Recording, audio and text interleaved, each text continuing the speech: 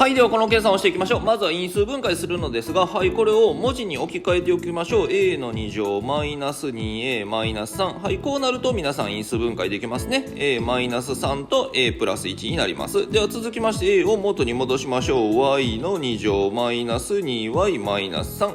はい、y の2乗マイナス 2y プラス1。はい、ここでできたと思って安心しないでください。この波線の部分をさらに因数分解しましょう。y マイナス3と y プラス1。はい、でさらにこの棒線の部分も因数分解しましょう。y マイナス1の2乗。